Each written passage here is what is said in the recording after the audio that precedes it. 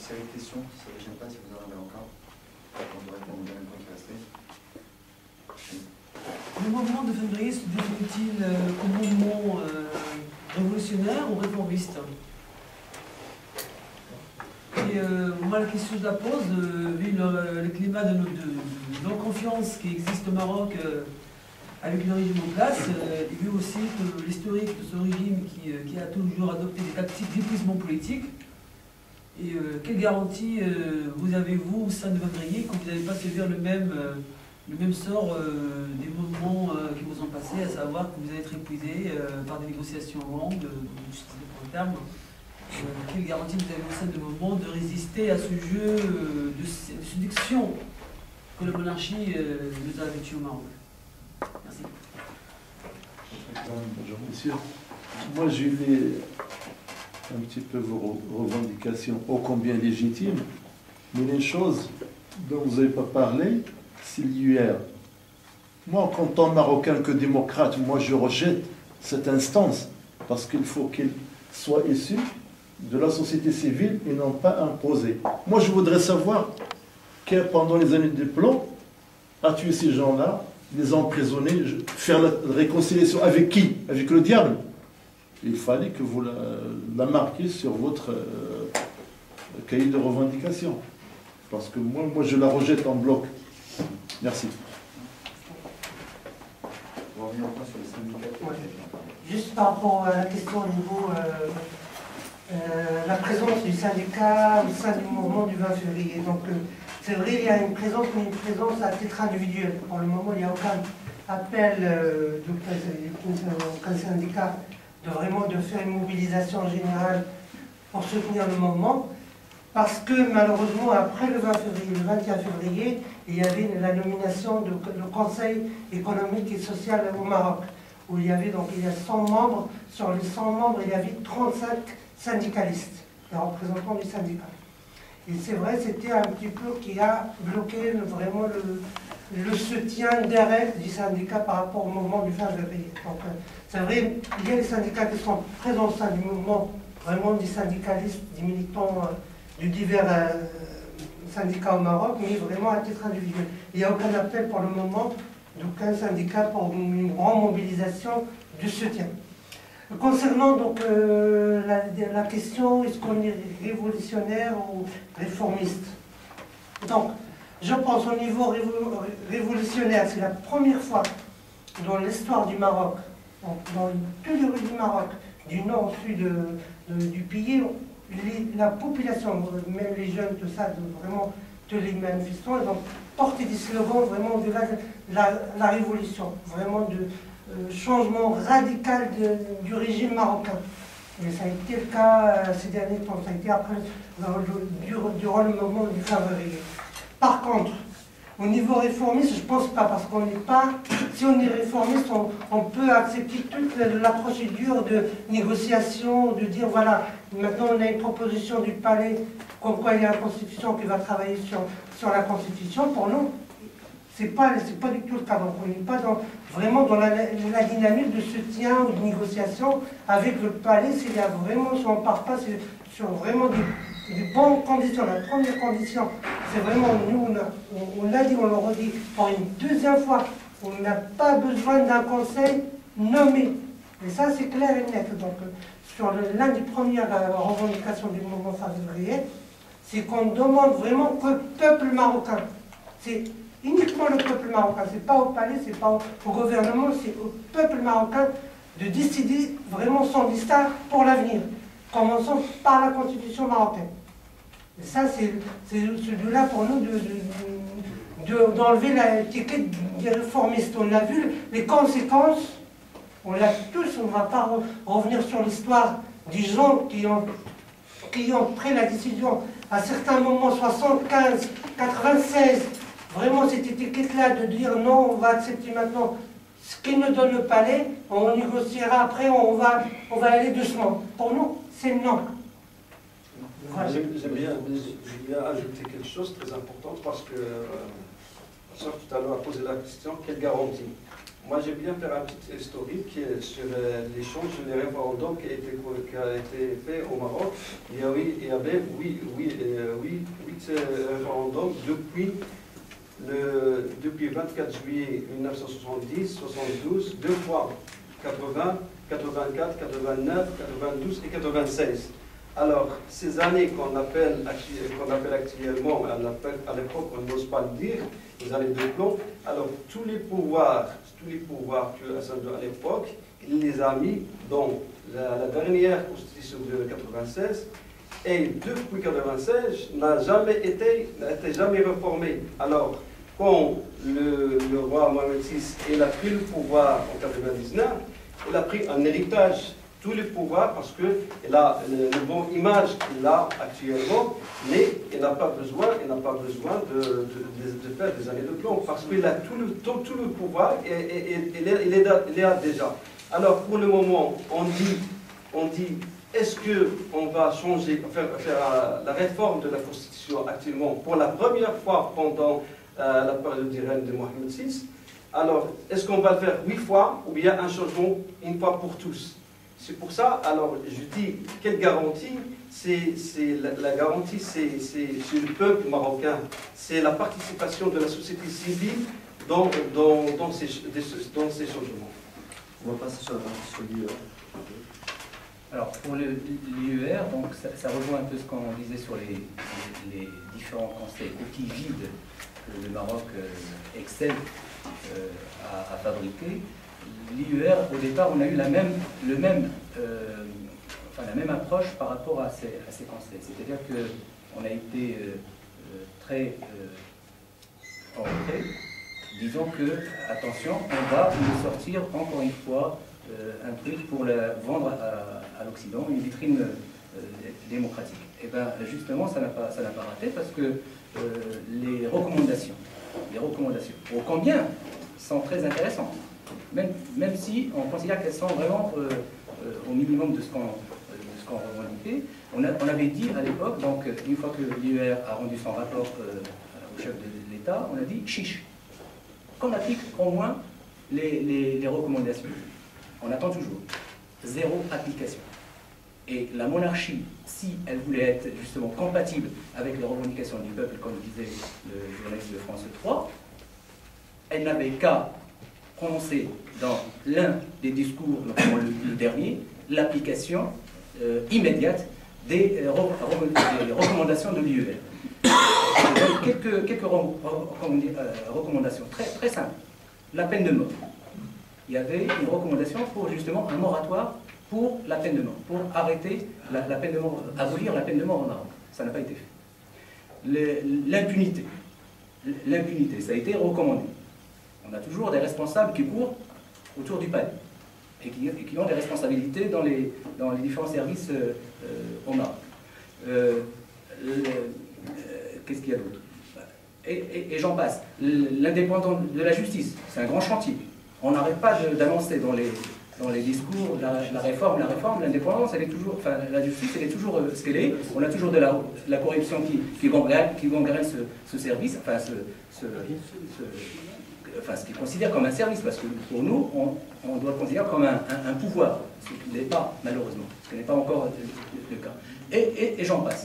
Donc, tout à fait d'accord avec ce que tu disais, c'est-à-dire que les recommandations de l'IER ont été balayées et on continue à faire des annonces pour relooker un peu la façade. Alors pour ce qui est de l'avenir, comme j'ai dit tout à l'heure, la mobilisation continue. Il ne faut pas oublier qu'aujourd'hui, il y a des lycéens marocains qui ont appelé à des manifestations un peu partout dans les lycées marocains, en référence au 23 mars 1965. Il y a eu d'autres manifestations qui sont prévues un peu partout dans le Maroc. Dimanche prochain, le mouvement du 20 février, section Casablanca, appelle à une autre manifestation. Et pour le moment, on attend encore les communiqués qui appellent aussi à des manifestations un peu partout dans le Maroc. C'est un peu toute la société civile aussi, à qui, socio-professionnels, à qui on retransmet aussi à travers nos revendications et nos manifestations. Eux aussi, ils ont le même souhait aussi de changement. C'est chaque catégorie professionnelle qui aujourd'hui, comme le CHU, qui vont aussi faire des manifestations. On est l'avenir, on est le futur du Maroc. on va être nous-mêmes les garants de cette transition démocratique. On souhaite vraiment être les garants. On n'est pas là pour être politisé, on ne peut pas être un parti politique, on n'est pas là pour ça. On est là pour garantir une vraie transition démocratique. Et on le sera, jusqu'au bout. Après, tout dépendra de l'attitude du palais, tout dépendra de l'attitude du Merzel, qui un coup fait de la répression et un coup disparaît de la rue, qui un coup intimide les gens et un coup fait des annonces qui vont relâcher des détenus politiques. Il joue aussi avec nos nerfs, mais il n'y a pas de problème. On est vraiment déterminés. La mobilisation elle ne cesse de grandir. L'opinion publique en soi, on ne sait pas trop ce que ça veut dire parce que au final on a une image dans les chaînes de télé qui est complètement fausse et après quand on vient à la réalité, elle est tout autre. Tous les Marocains se plaignent ce qu'on leur a permis aujourd'hui, c'est de faire ils se plaignaient en privé, ce qu'on peut maintenant faire, c'est se plaindre au public. Il y a plusieurs personnes, il y a des parlementaires qui soutiennent aussi et qui manifestent eux-mêmes en tant que personnes. Ils sortent, ils manifestent et qui écrivent plein d'articles. La parole se libère aujourd'hui, c'est déjà une bonne chose. Mais on veut de vrais actes, on attend de vrais actes. Et on restera mobilisé, on multipliera, on intensifiera l'action pour qu'on ait enfin le droit à une vraie transition, à un vrai changement démocratique. C'est ce à quoi on aspire. Une idée, si vous avez encore des idées. Non, mais vous avez dit, est-ce que c'est réformiste ou c'est révolutionnaire? C'est un processus qui est engagé. C'est un processus qui est engagé. Et comme tout processus de libération, il ne peut être que révolutionnaire. Surtout qu'en ce moment, c'est que la parole, comme ça vient d'être dit, il est libéré. Les gens, ils utilisent la technologie moderne, qu'avant, il y avait le monopole des médias. Et bien maintenant, il n'y a plus ce monopole des médias. Les gens n'écoutent plus la radio-télévision du Maroc, ils écoutent ailleurs, ils ont des paraboles, ils ont des vidéos. Donc finalement, ce dirigisme vers une voie unique, eh ben, il est éclaté. Donc maintenant, c'est le mouvement des jeunes qui est lancé. Moi, je me rappelle, puisqu'aujourd'hui c'est le 23 mars en 1965, eh ben, il y avait un mouvement qui était fantastique, mais il n'y avait pas les moyens de contact entre les uns et les autres. Or, actuellement, comme ça a été dit, c'est plus les grandes villes seulement, c'est dans les petits patelins. Donc, si on veut dire un processus révolutionnaire, quand c'est le peuple qui accapare la liberté de s'exprimer et d'agir. Donc, il y aura un rapport de force. Si serait certain, comme ça vient d'être bien clarifié, que le pouvoir va utiliser la répression, et les spécialistes dans ce genre, puis il y a des petites ouvertures pour gagner du temps. Donc à ce moment-là, ça dépend si l'avant-garde, parce qu'on peut l'appeler comme avant-garde, dans notre peuple actuellement, cette jeunesse, si elle pousse, eh bien, il y aura un rapport de force qui sera vers la liberté et la démocratie. Nous sommes complètement mobilisés, par exemple, s'il y a la moindre arrestation, on est tout de suite au courant avec le nombre de personnes, et les jeunes vont chercher les personnes du commissariat avec des avocats pour les sortir. On n'a plus la même attitude qu'avant. On est vraiment déterminés, on compte bien y arriver. Oui, excusez-moi, mais je considère que je n'ai pas une réponse, la réponse précise que j'avais demandé tout à l'heure sur la question de l'attitude des partis politiques. J'ai bien entendu que les mouvements de jeunesse avaient rejoint le mouvement de ces partis, mais dites-moi si j'ai mal compris, par défaut, j'entends que les directions, en tout cas, de l'USFP et du PPS n'ont pas bougé. Elles n'ont pas bougé du tout. Elles n'ont rien dit. Ils sont au gouvernement, ils refusent de quitter le gouvernement et donc ils n'appellent pas officiellement à ces manifestations. Les jeunes, par contre, revendiquent la démission de ces...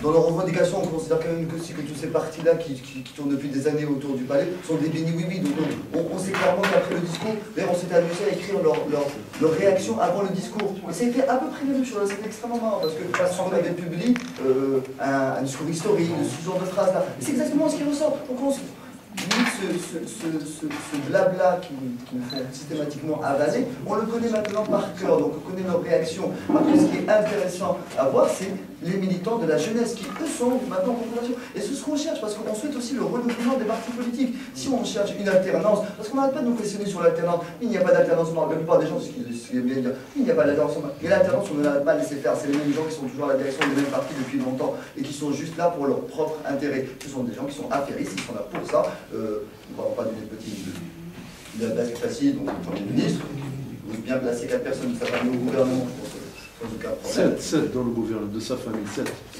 7 personnes dans des familles. Voilà, traversé, on peut faire bien le parallèle.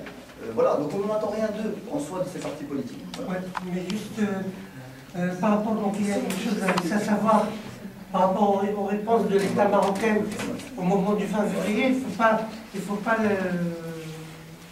on parle beaucoup de Conseil voilà, par rapport aux constitutions, tout ça, mais la vraie réponse de l'État marocain se trouve dans le rapport de ANDH, le rapport de l'Association marocaine des droits de l'homme.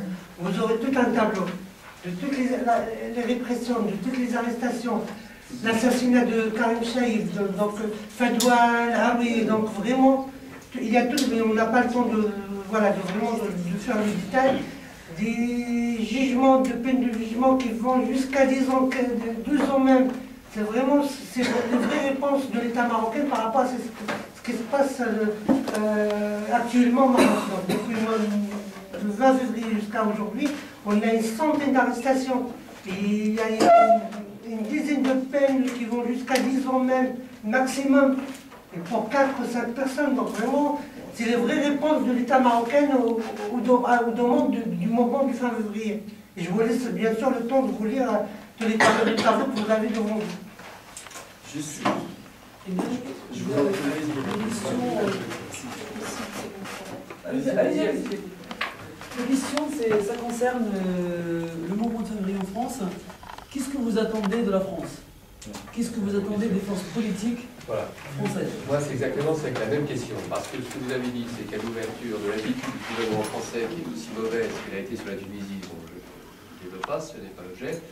Évidemment, quelles sont vos attentes? Parce que je pense que pour les forces politiques de gauche en France qui soutiennent, qui sont inscrites dans l'annonce, il y a une responsabilité à l'égard de la politique française au Maroc, qui est un allié majeur dans le Maghreb pour le gouvernement français. Donc là-dessus, je pense aussi qu'il faut pas que je parle communiste. Donc, quelles sont vos attentes par l'intermédiaire évidemment des réseaux d'élus, des réseaux des parlementaires? Quelles sont les interpellations que vous souhaitez faire entendre auprès du gouvernement français et que ceci soit relayé par les formations de gauche qui vous soutiennent? Je suis militant maghrébin des droits de l'homme et je voudrais vous poser deux questions.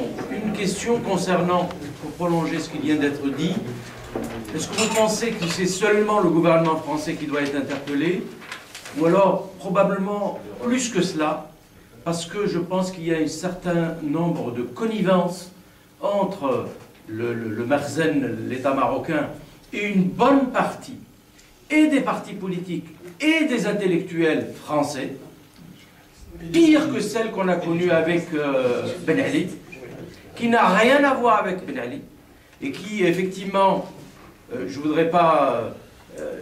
il faudrait voir véritablement, et c'est un véritable chantier, donc c'est pas seulement le gouvernement français. Et la deuxième question, c'est vraiment de l'information que je voudrais avoir par rapport aux intellectuels marocains. Comment se positionnent-ils aussi bien au Maroc qu'en France? Parce qu'il y a quand même pas mal d'intellectuels. J'ai lu quelques articles d'intellectuels marocains ici en France dans les journaux. Je voudrais savoir comment ils se positionnent globalement. J'ai lu quelques articles, mais je ne sais pas du tout comment ils se positionnent par rapport à ce qu'on connaît, par exemple, en Tunisie, ce qu'on a connu en Tunisie ou en Égypte aussi, où il y avait, derrière le mouvement des jeunes Tunisiens, il y avait quand même une mobilisation des intellectuels, et aussi en Égypte. Voilà, les informations. On a quand même parlé du discours de l'ONU d'Alain Juppé qui, pour parler de la résolution de l'ONU pour autoriser cette zone de bombardement trouve le moyen quand même de parler du Maroc. Hein. On arrive toujours en tant qu'exemple de démocratie. Je pense qu'il doit y avoir une force de lobby derrière qui a dû glisser un petit mot à Juppé. Attention, le discours du roi est très important, il faut dire qu'il faut constater cela. Par rapport aux attentes des partis politiques, de droite, on n'entend pas grand-chose, on connaît un peu la position. On connaît aussi les connivences du Parti Socialiste avec le Royaume du Maroc. Et on sait bien que les autres partis de gauche, eux, nous soutiennent parce qu'eux restent véritablement sur leur véritable position et reconnaissent que le peuple marocain aussi peut aspirer à la démocratie. Et c'est bien sûr pas que la France, c'est l'Union européenne, notamment en donnant ce statut avancé aux Marocains. C'est considéré que le Maroc a un statut avancé. Mais on sait que derrière tout cela, c'est bien des avantages qui sont économiques et stratégiques qui sont en jeu. Un exemple tout simple, c'est par exemple par rapport au TGV qui va être fait au Maroc. Il n'y a eu aucun appel d'offres. Aucun appel d'offres n'a été fait. Et le fait même qu'il n'y ait pas eu d'appel d'offres, donc c'est une contrainte. Le fonds d'investissement européen qui normalement finance d'habitude, qui octroie régulièrement des prêts au Maroc pour financer ce genre de projet, lui a refusé parce que clairement il n'y a pas eu d'appel d'offres et que ça s'appelle le transport. Voilà. C'est quand même assez contradictoire que ce genre de choses soit fait et qu'on n'en parle pas, etc. Après, je vous remercie vous, journalistes. Rapidement sur les intellectuels, les médias, les journalistes, les partis politiques, les gouvernements, l'élite, etc. C'est vrai que nous, en tant que comité marocain de suivi du 20 février, nous avons mis en place, et on va essayer de le mettre en pratique, un plan d'action qui relève du plaidoyer.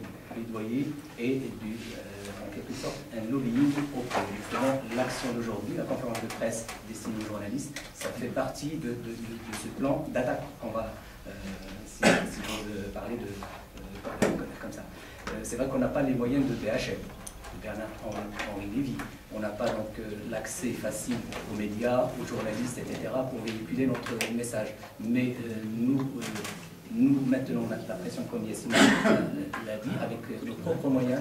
Aujourd'hui, hier, à Bruxelles, il y avait une conférence de presse tenue par un autre parti politique qui fait partie du mouvement du 20 février, justement, sur la thématique des droits de l'homme au Maroc et le lien entre l'Europe et le Maroc dans la convention qui a donc accordé le statut avancé au Maroc. Donc, où on est par rapport à l'application des droits de l'homme, parce que nous considérons que les conventions ou les accords doivent être conditionnés par justement l'application des droits de l'homme, le respect des droits de l'homme comme ils sont reconnus universellement. S'il n'y a pas donc de conditions par rapport à ça, on considère que les accords et les conventions signées entre ces États-là sont nuls et non avenus. Donc voilà en gros. Alors, nous essayons bien sûr de toucher le maximum possible, les partis politiques comme les médias, en les interpellant. C'est pourquoi nous demandons ici même à ce que le message passe auprès de tous nos soutiens. Nous avons beaucoup de soutiens dans la liste, mais ceci dit, quand on creuse un peu, il y a des soutiens qui sont un peu mous, des soutiens un peu de façade, l'exception marocaine, on a une démocratie à la marocaine, etc. Donc il va falloir maintenant clarifier les choses, parce que là, nous arrivons à un point de non-retour où on est avec les vrais changements au Maroc, où on ne l'est pas. Voilà, merci. Nous avons aussi une page de communication qui est notre site internet qui s'appelle 20février.com. Ici, il y a plusieurs sites, bien sûr, qui sont créés. Il y a le site de Falking aussi. C'est un site qui a été créé. Donc, on vous remercie, vous, journalistes, d'être venus. C'est à vous aussi. C'est à travers vous qu'on souhaite aussi briser cette barrière médiatique qui entoure le Maroc et toute cette connivence. Je pense qu'à travers vos enquêtes, si vous allez chercher du côté de la Mamounia, je pense qu'il y a énormément de secrets à trouver. Et puis, tout le monde a laissé ses coordonnées. C'est à chacun de faire.